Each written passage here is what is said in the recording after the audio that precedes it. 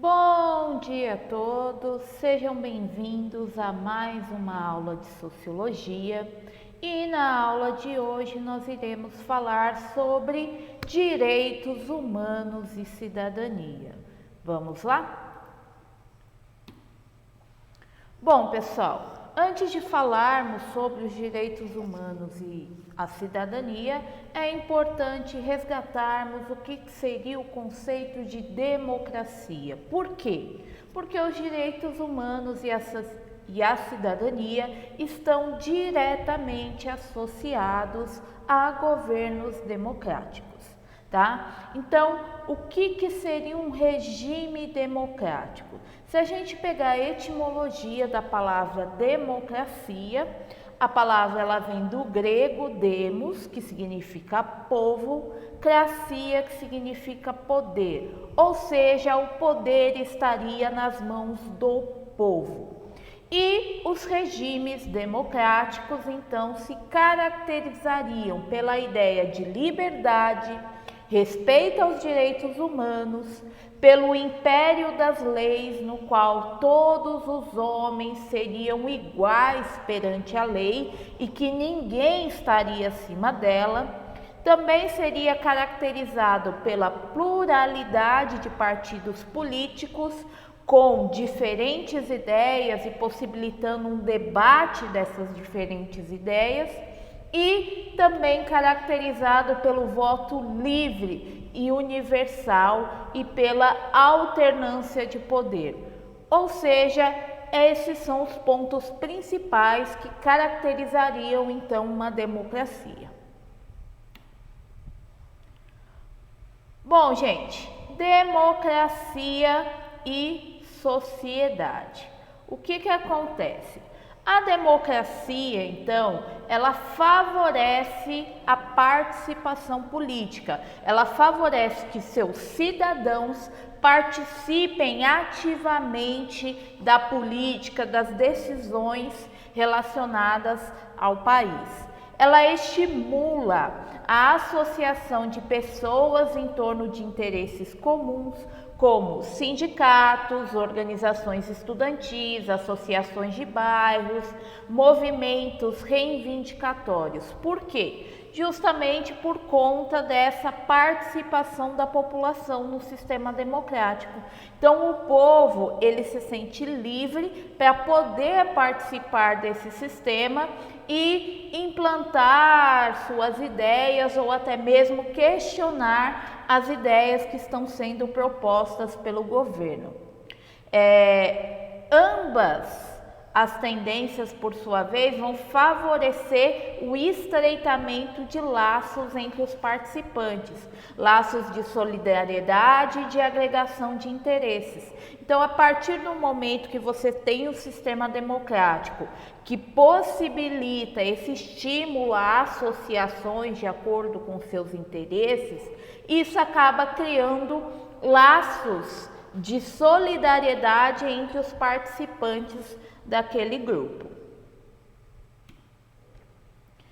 Bom, gente, e aí dentro dessa ideia de democracia e laços de solidariedade, a gente tem o termo de cidadania, tá? E aqui eu coloquei para vocês uma definição de cidadania segundo o sociólogo Herbert de Souza.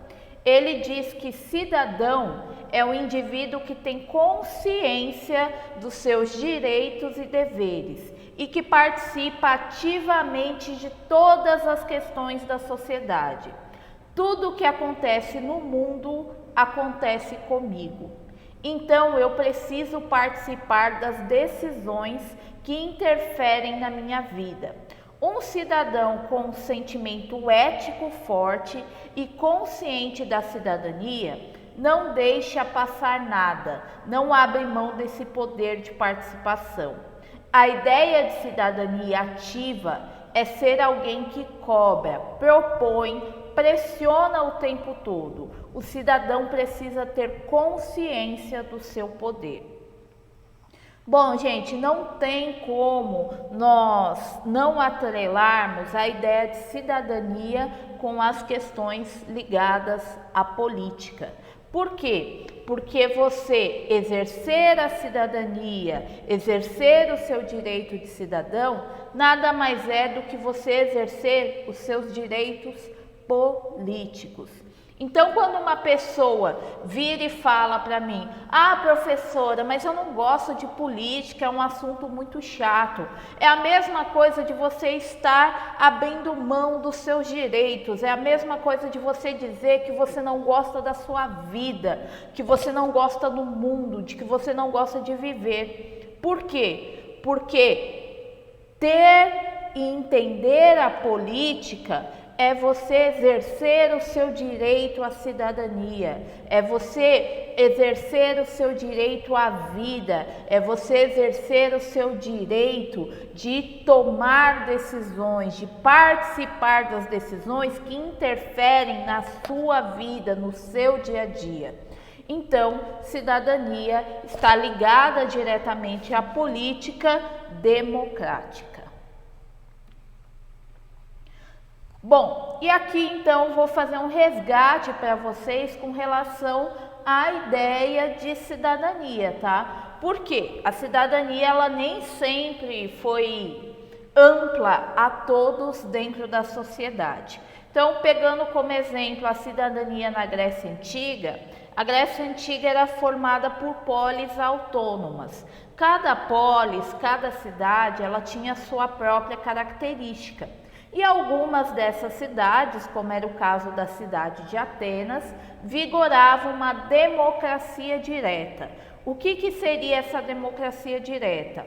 O cidadão, ele participava diretamente das decisões da cidade por meio de uma assembleia. Diferente da nossa sociedade atual, que seria uma democracia representativa. A gente escolhe representantes para tomar essas decisões sobre os rumos aí do país, ok? Porém, dentro da cidadania grega, estavam excluídos mulheres, escravos e estrangeiros. Essas classes sociais não eram consideradas cidadãs dentro da ideia de democracia ateniense. Então, por um lado, ela foi um avanço para a época, porque permitiu que pessoas ricas e pobres pudessem participar da política, porém, ela não era tão democrática, pois excluía mulheres, escravos e estrangeiros. Bom, gente, nós temos também o conceito de cidadania na Roma Antiga, mas é importante lembrar que a Roma ela teve vários períodos e estruturas políticas diferentes. Então, ela iniciou a sua história diante de uma monarquia. Essa monarquia ela foi deposta do poder em 509 a.C., no qual a elite patrícia tirou o último rei etrusco do poder de Roma. E a partir do momento que esse monarca saiu do poder, Roma passou a instituir uma república, no qual quem comandava essa república era o Senado, que inicialmente era formado por patrícios. Foram ocorrendo diversas transformações e os plebeus foram conquistando um pouquinho do seu espaço, tá bom? E aí o que vai acontecer? Durante o período da República, eles vão começar a expandir e conquistar territórios até formar um grande império. E aí, falando um pouquinho dessa questão da cidadania na Roma Antiga, a Roma ela vigorou sobre um sistema de assembleias. Só que nessas assembleias estavam excluídas as mulheres e os escravos.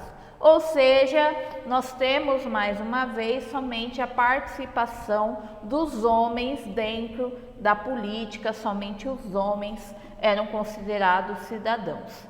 Mas no caso de Roma, como o poder era controlado pelo Senado, o Senado era composto por uma minoria de grandes proprietários rurais. Então, o que que acontece?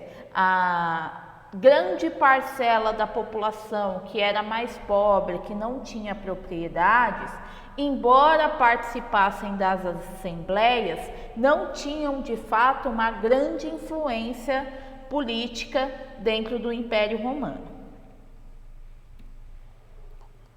Bom, gente, e a cidadania na Idade Média? Será que houve cidadania na Idade Média? Não. Com a queda do Império Romano, o conceito de cidadania na Europa, ela desapareceu. Por quê? Porque na Idade Média você não tem cidadãos. O poder estava nas mãos dos nobres e do clero. Então você tinha uma relação aí de suzerania e vassalagem entre os senhores feudais e os reis. Então ficava restrito somente aos nobres, tá? E aí a população em si não era visto como um cidadão, e sim como súdito, ou súdito do rei, ou súdito e servo dos senhores feudais, tá? Então não tinha cidadania, não tinha participação da população dentro das decisões da sociedade. Bom, essa falta de cidadania em si, na Idade Média, ela vai começar a se modificar durante o período moderno e vai acabar ganhando muita força durante o século XVIII, com o processo de independência dos Estados Unidos e da Revolução Francesa, que vão colocar a cidadania em um lugar aí central dentro da vida política.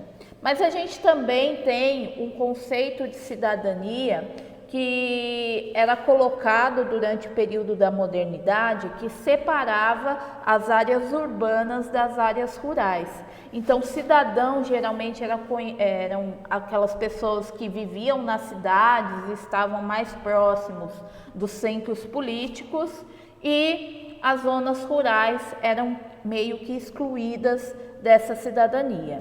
Então, com a Revolução Francesa, com a independência dos Estados Unidos, vai se ampliar esse conceito de cidadania e vai se tornar o assunto central aí da vida política. E a partir de então, ele vai se ampliar e aprofundar cada vez mais, até conseguir agregar todos os indivíduos das sociedades democráticas modernas, tá bom? Pelo menos isso dentro da teoria, ok? E vamos lá, gente, o valor da cidadania. Com relação a termos políticos, cidadania significa o exercício dos direitos e responsabilidades. Então, a cidadania seria o seu exercício dos seus direitos e deveres dentro de uma sociedade. Sem a cidadania, não pode haver compromisso responsável que garante o respeito aos direitos humanos e aos direitos democráticos. Então, quando a gente fala em sociedades ditatoriais, não há cidadania. Por quê? Porque você não tem acesso à participação política, você não pode dar a sua opinião, você não tem liberdade de dar a sua opinião e de defender suas ideias. Então você perde os seus direitos de cidadão, você perde os valores dos direitos humanos que te garantem liberdade e deveriam garantir a qualidade de vida.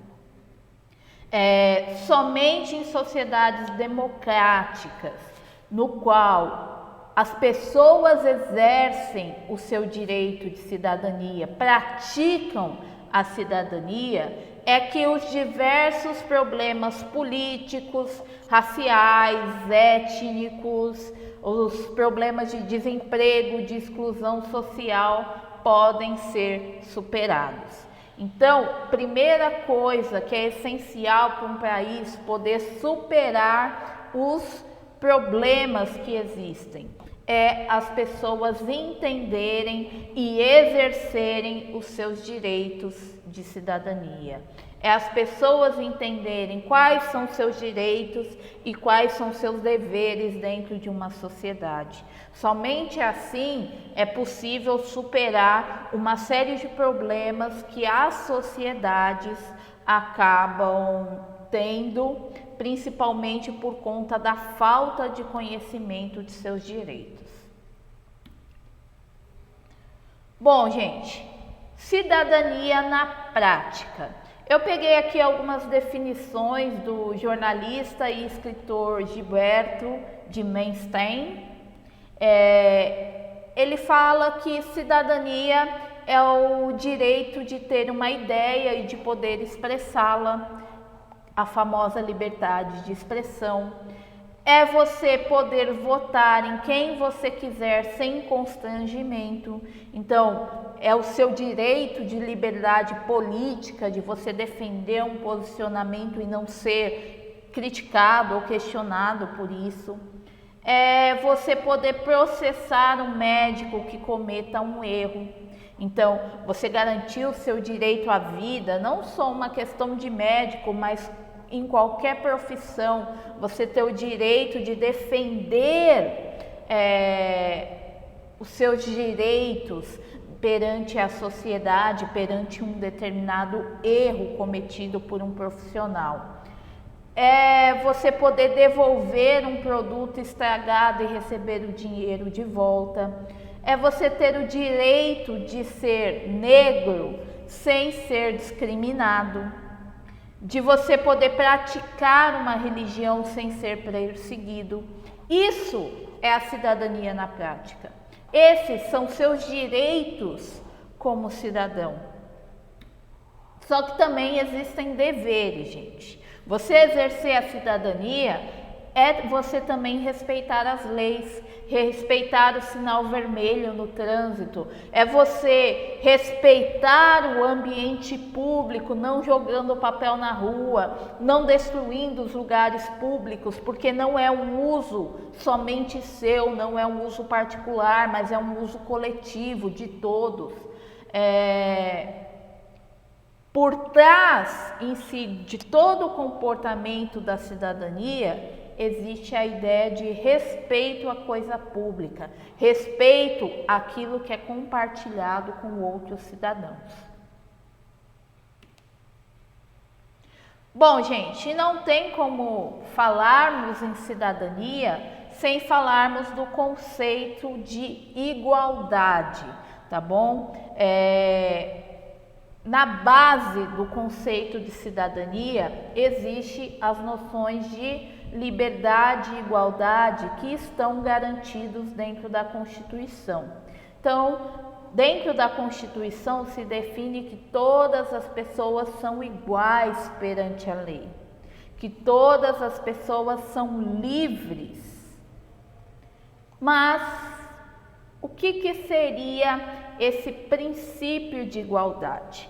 Então, fazendo um resgate histórico, a ideia de igualdade de toda a sociedade perante a lei, ela foi uma conquista defendida dentro da Revolução Francesa e posteriormente durante todos os processos de independência na América, no continente americano.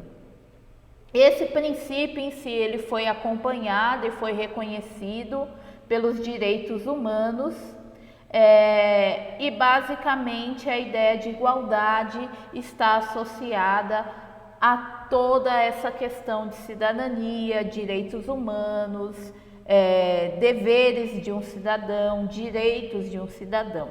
Então, a ideia de igualdade vem junto com aquela ideia de que todos são iguais perante a lei e que todos têm direitos e deveres dentro de uma sociedade.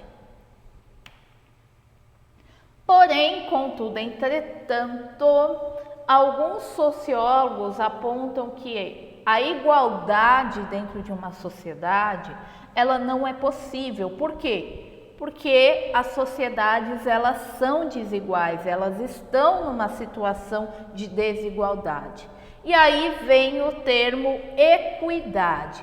Quando a gente fala dessa questão de igualdade e equidade perante a lei, perante as questões jurídicas, elas são sinônimos. Mas dentro da sociologia, ela apresenta diferenças, tá? Por quê? Porque os sociólogos apontam que as sociedades democráticas, capitalistas, elas são caracterizadas pelas desigualdades sociais e econômicas, que vão acabar interferindo na igualdade jurídica. Como? Vou dar o exemplo do Brasil, gente. A ideia de igualdade jurídica, ela é garantida pela Constituição. Porém, na prática, o Poder Judiciário, ele tende a favorecer as pessoas mais ricas em prejuízo das mais pobres. Então, eu vou dar um exemplo. Há pouco tempo atrás foi criada uma lei no Brasil que você não podia algemar uma pessoa que estava sendo acusada de algum crime se ela não oferecer uma resistência. Isso foi criado por conta do quê? Por conta de que policiais acabaram algemando uma pessoa de colarinho branco que tem muito dinheiro, tem muito poder, que estava sendo aí presa por conta de crimes de colarinho branco, crimes políticos e econômicos. E aí foi criada essa lei porque, olha que absurdo, você algemou aquela pessoa e aquela pessoa é de uma classe social importante. Você não pode humilhar aquela pessoa dessa forma. Só que quando isso se trata de comunidades, lugares pobres, esse discurso ele perde o sentido, ele perde o valor. Então, quando você vai numa comunidade mais pobre, você vê os policiais algemando as pessoas, mesmo que elas não ofereçam resistência, não se vê um discurso de defesa em prol daquelas pessoas, não se vê esse discurso de se fazer cumprir a lei para aquele grupo.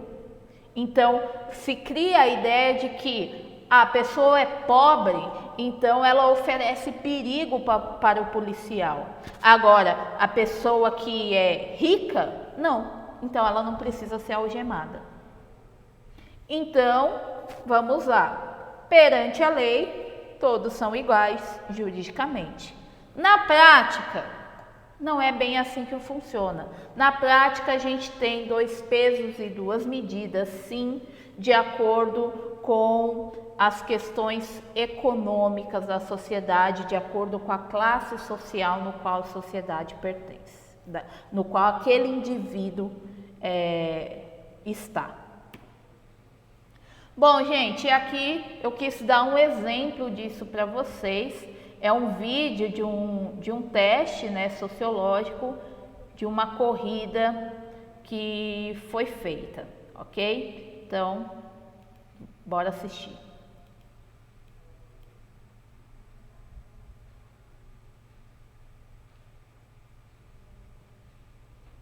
Hey, line up! Line up! Everybody line up! We're about to race! Everybody line up! Shoulder to shoulder, take off your backpacks. Basketball, line up, we're about to race. Hey, we are racing for a $100 bill. The winner of this race will take this. It's a $100 bill. Before I say go, I'm going to make a couple statements. If those statements apply to you, I want you to take 2 steps forward. If those statements don't apply to you, I want you to stay right where you're at. Take 2 steps forward if both of your parents are still married. Take 2 steps forward if you grew up with a father figure in the home. Take 2 steps forward if you had access to a private education. Take 2 steps forward if you had access to a free tutor growing up. Take 2 steps forward if you've never had to worry about your cell phone being shut off. Take 2 steps forward if you've never had to help mom or dad with the bills. Take 2 steps forward if it wasn't because of your athletic ability, you don't have to pay for college. Take 2 steps forward if you never wondered where your next meal was going to come from. I want you guys up here in the front just to turn around and look. Every statement I've made has nothing to do with anything any of you have done. Has nothing to do with decisions you've made. Everything I have said has nothing to do with what you've done. We all know these people up here have a better opportunity to win this $100. Does that mean these people back here can't race? No. We would be foolish to not realize we've been given more opportunity. We don't want to recognize that we've been given a head start. But the reality is we have. Now, there's no excuse. They still got to run their race. You still got to run your race. But whoever wins this $100, I think it'd be extremely foolish of you not to utilize that and learn more about somebody else's story. Because the reality is, if this was a fair race and everybody was back on that line, I guarantee you some of these black dudes would smoke all of you. And it's only because you have this big of a head start that you're possibly going to win this race called life. That is a picture of life, ladies and gentlemen. Nothing you've done has put you in the lead that you're in right now. When I say go, on your mark, get set, go!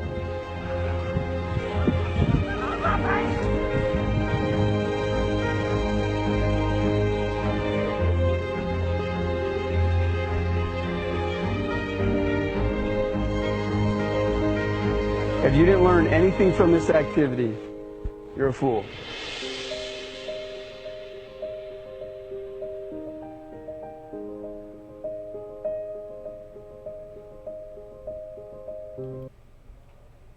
E aí, pessoal, vocês, quantos passos vocês deram à frente? Não existe igualdade em uma sociedade que é desigual. Por quê? Porque automaticamente, com a sociedade desigual, algumas pessoas já estão com várias vantagens na frente de outras. Então, como eu posso garantir uma igualdade se a sociedade já possui uma estrutura desigual? Então, pensando nessas questões, alguns sociólogos fizeram propostas de políticas públicas para trazer mais equidade para a sociedade. E o que seria essa equidade? Seria justamente possibilitar uma igualdade entre desiguais, pessoas que estão em situação de desigualdade. Então, a ideia era o quê? Fazer medidas corretivas no âmbito da educação, da saúde pública, da moradia, do emprego, do meio ambiente e de outros setores através de benefícios sociais que pudessem trazer de fato uma igualdade para uma sociedade que é desigual. E aí, dentro desse sistema, nós temos uma coisa que gera muito polêmica, como por exemplo as cotas. As cotas é uma forma de trazer mais igualdade dentro dessa sociedade que é desigual. Se nós pegarmos as universidades públicas antes das cotas, a gente pode analisar e perceber que grande parte das pessoas que estavam nas universidades públicas eram pessoas de renda muito alta. Eram pessoas brancas. Com o sistema de cotas, a gente possibilita que outras classes acessem essas universidades e não somente o que seria a maioria, o que seria a elite social. Bom, gente, outra proposta dentro dessa ideia de equidade é combater todas as formas de preconceito e discriminação, seja pelo motivo de raça, sexo, religião, cultura, condição econômica, aparência, condição física, que também é um assunto que está muito em voga dentro da sociedade brasileira atual. Por quê? Porque o preconceito é um fato dentro da sociedade. E vários pensadores, vários sociólogos discutem esse assunto justamente para tentar encontrar mecanismos e formas de diminuir esses preconceitos, essas discriminações e gerar então uma possibilidade real de igualdade para a sociedade. Porque não adianta, gente, nós falarmos que todos são iguais perante a lei se tratamos brancos e negros de forma diferente na sociedade. Que tipo de igualdade é essa? É uma igualdade só para inglês ver? É só porque está escrito na Constituição? Não adianta somente estar escrito na Constituição. Tem que ser uma realidade prática. E como nós fazemos isso? Através da reflexão e da mudança de comportamento, através da prática da cidadania. Cidadania não é só você defender os seus direitos e seus deveres. Cidadania é você também defender e respeitar os direitos e os deveres do outro. Bom, gente, então o conceito de equidade ele vai englobar a igualdade, porém ele vai além do termo de igualdade, tá? Seria uma política voltada para a equidade, aquela política que não se contenta com uma igualdade formal, jurídica, apenas escrita. Por quê? Porque ela entende, ela considera que as pessoas estão em posições desiguais. Então, a equidade é tentar estabelecer um equilíbrio entre medidas aí compensatórias para que reduza essa desigualdade. Então, o que acontece? Quando eu falo em igualdade e eu dou a mesma possibilidade para as pessoas numa corrida, só que uma dessas pessoas está a 1 metro na frente da outra, essa igualdade nunca vai existir. Agora, se eu estabeleço uma equidade, eu tenho uma pessoa 1 metro na frente, eu possibilito que essa pessoa que está atrás vá para frente também, aí eu alcanço a ideia de equidade e uma real igualdade social. Bom, gente, essa foi a bibliografia da aula de hoje. Espero que vocês tenham gostado da aula. Por hoje é só. Se cuidem e até a próxima.